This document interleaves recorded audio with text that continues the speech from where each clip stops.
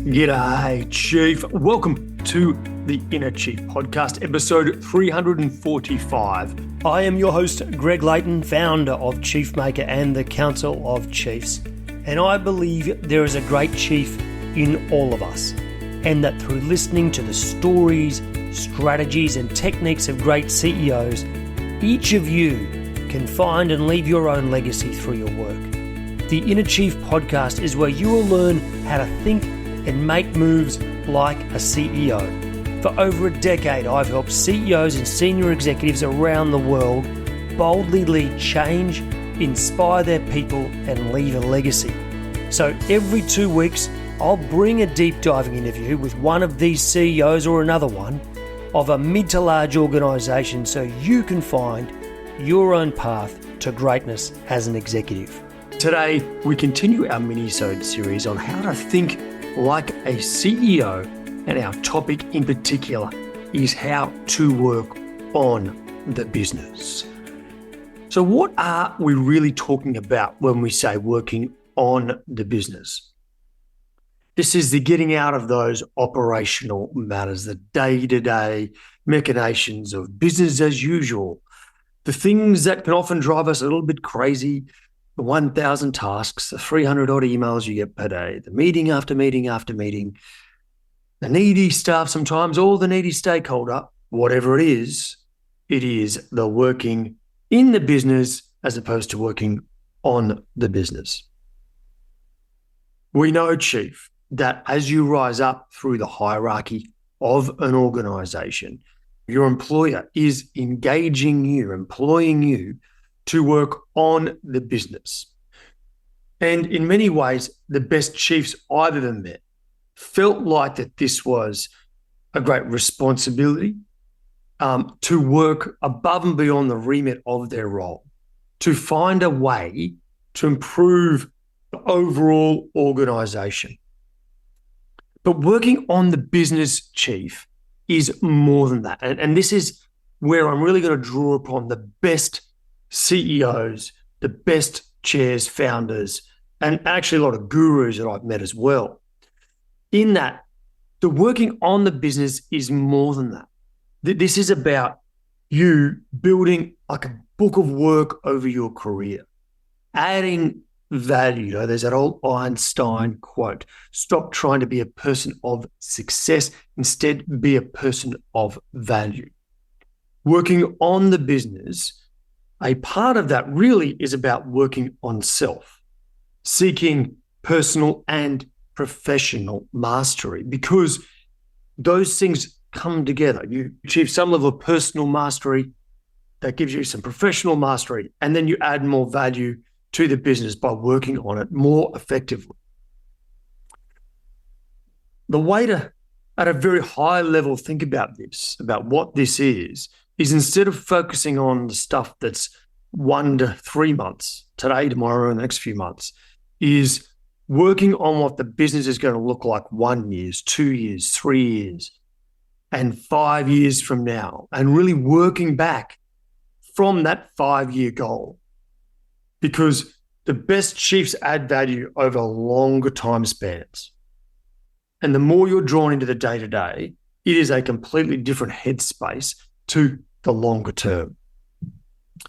It's also the relationships, building strategy, it's creativity, it's fostering unity, it's that ether of cultural and spiritual connection across a group, experiences and learning that will make everyone understand that the sum is more than the parts. So working on the business is not just strategy. It's ensuring that this business, this high-performance team, your department, is a beautiful place to work. It's inspiring. People trust each other. You're doing really great things, not just the hustle, right? Why is this so important? Well, in the cold hard light of day, if all you can do is operate, no one will hire you for a really senior role, and nor should they. Right? If you're already in that senior role, every day you're working in operations too much means that the organization is suffering, and potentially the board and your peers are going, maybe they've gone too far in their career. They're starting to battle. Now, I don't believe that is nearly always the case.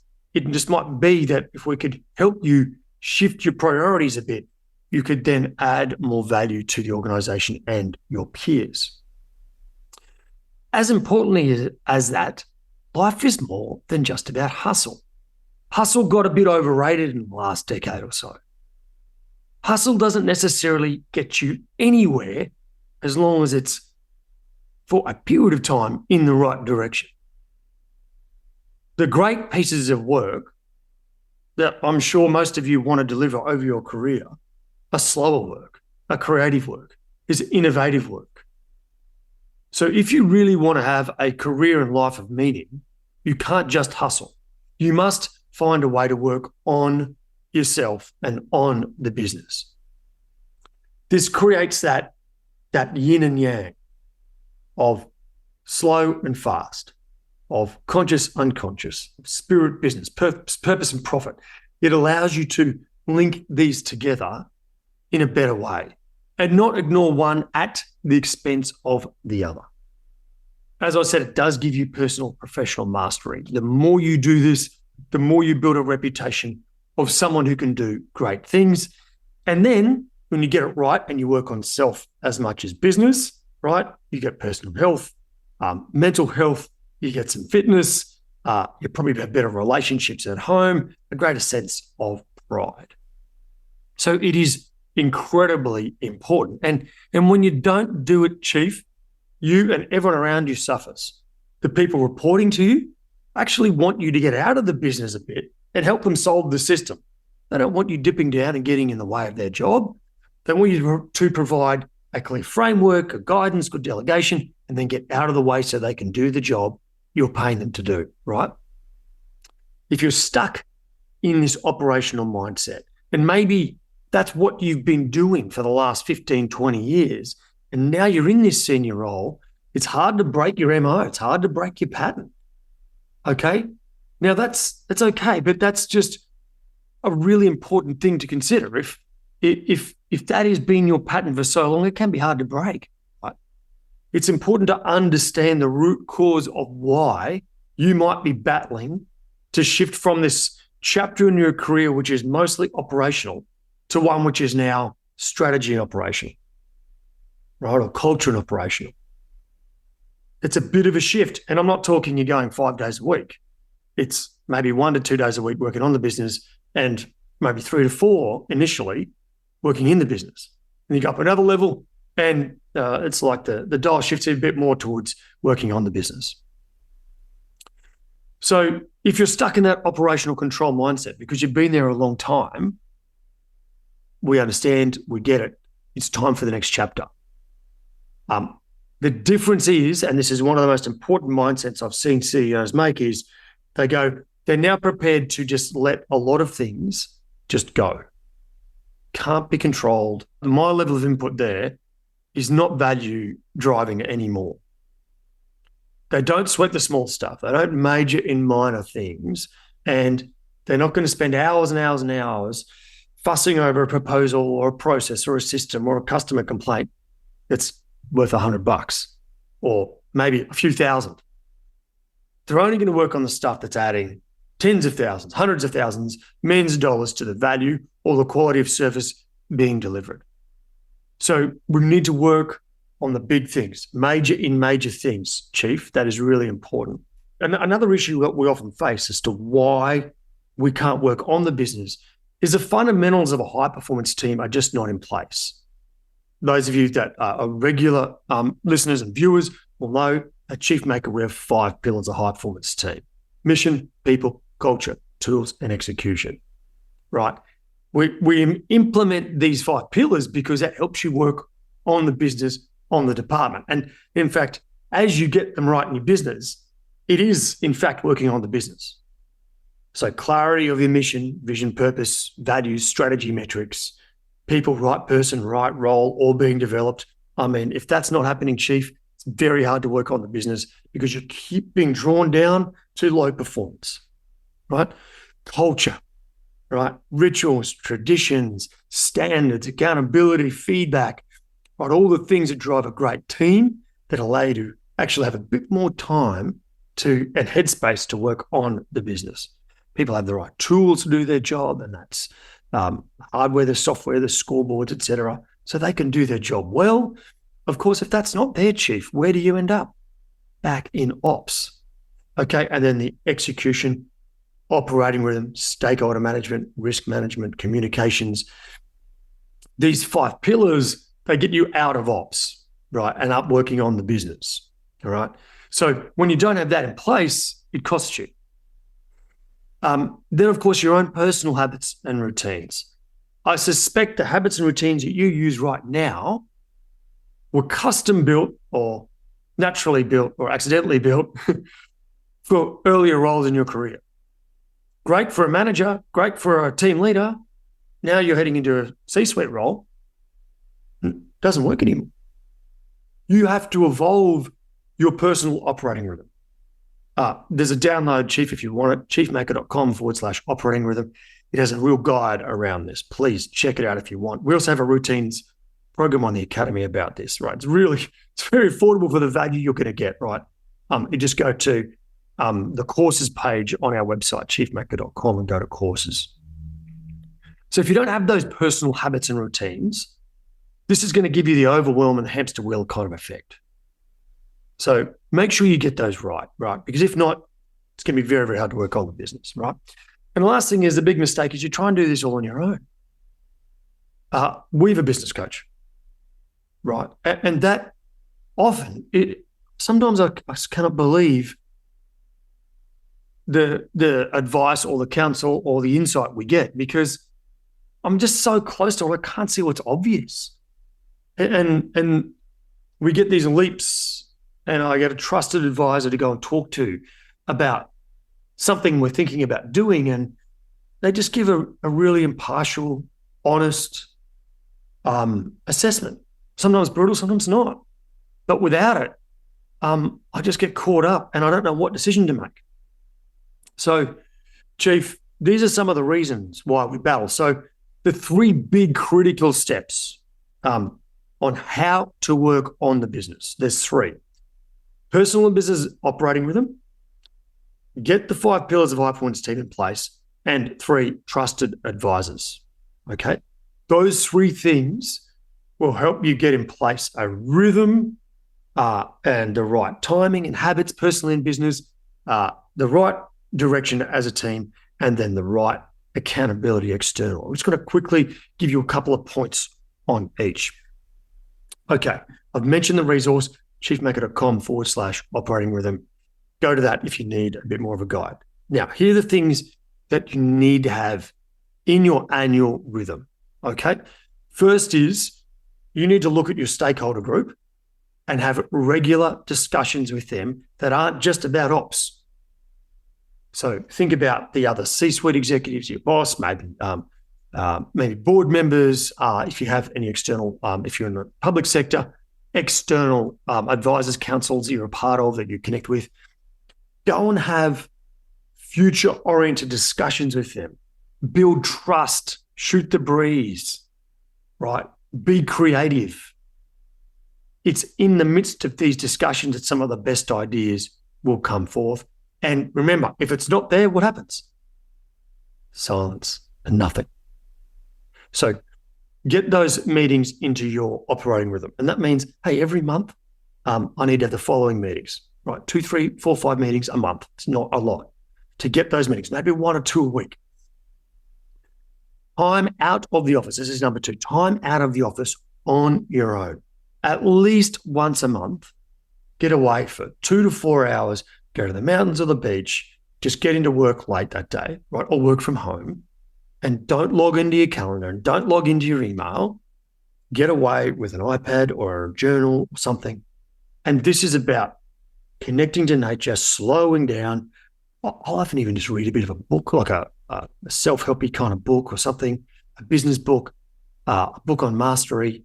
Just read a bit of that and then direct my attention to some of the big challenges we've got in our business. So that time away is vital for collecting your thoughts, for having the headspace to think creatively, about the future of your business. 3, get your team's annual retreat. Every department needs this. You don't need an external facilitator, right, or anything like that. You just need to get an Airbnb and get away with your team and get a really clear agenda that has 3 or 4 sessions working on the business, okay? 1 on strategy, 1 on culture, 1 on professional development, 1 on maybe a bit of the operations and how that's going, okay? Then don't fill the agenda. Have breaks, go for walks, do things together, cook for each other. Don't overfill the time when you're meant to be slowing down. People work, they'll have these little conversations in between, and eventually you'll get a lot of value out of this. So get that annual retreat in your calendar.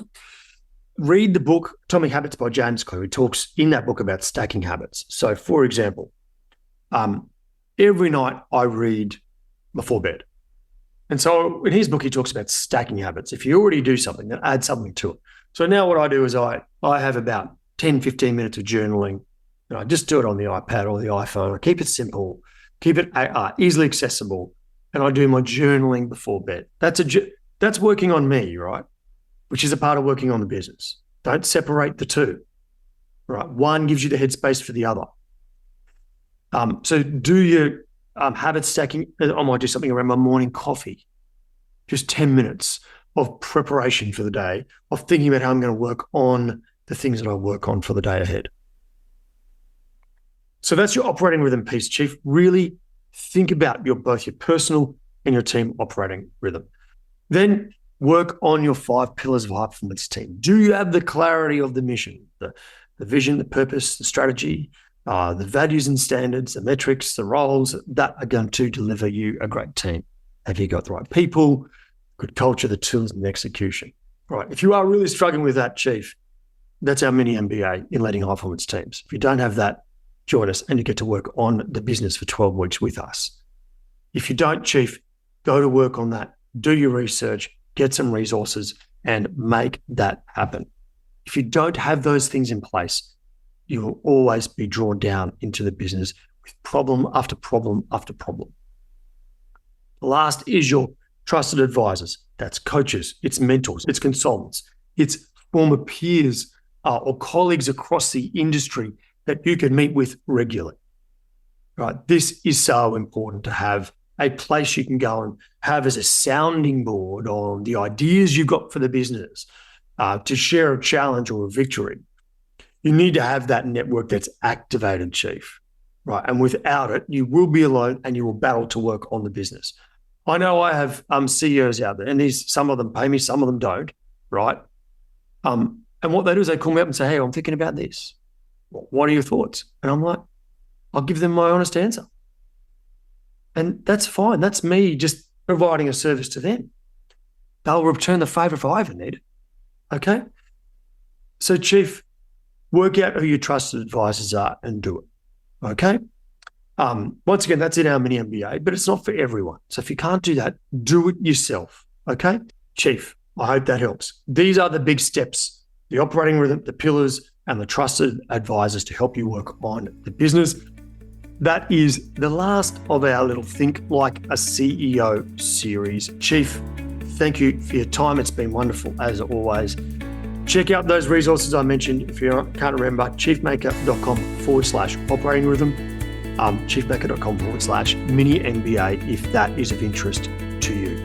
All right, Chief, as always, remember to stay epic. Chief, all the resources can be found at chiefmaker.com/345, or just check it out on YouTube. Go to chiefmaker.com/YouTube. Now, are you in need of an operating rhythm? An operating rhythm is that schedule of meetings. Actually, it's a bit more than that. It's a system, the drumbeat of your team. And what it will do if you get it right is it will create the culture and drive the results. It will bond the team together. It will handle risk, help you see around corners, create creativity, embed the rituals and traditions of your team. There is so much that an operating rhythm can deliver when done right. So, Chief, if you'd like to know how to do that, just get our full free resource on it. Just go to chiefmaker.com/ operating rhythm, and there is a detailed PDF there with all the hows and whats and whys, some of the pitfalls, and an example schedule for you to follow. chiefmaker.com/operating rhythm and create the drumbeat for success in your team. And if you'd like to stay in touch with Chiefmaker, just go to chiefmaker.com/subscribe. Now, Chief, if you're yet to rate the episode and subscribe, I hope you'll do so soon. It helps others see the magnificent value that the chiefs and gurus on the show bring to their life and career. So make sure you hit subscribe on your podcast app now, give it a 5-star rating if you think it's worthy, and leave a short review about your favourite episode. As always, Chief, remember to stay epic.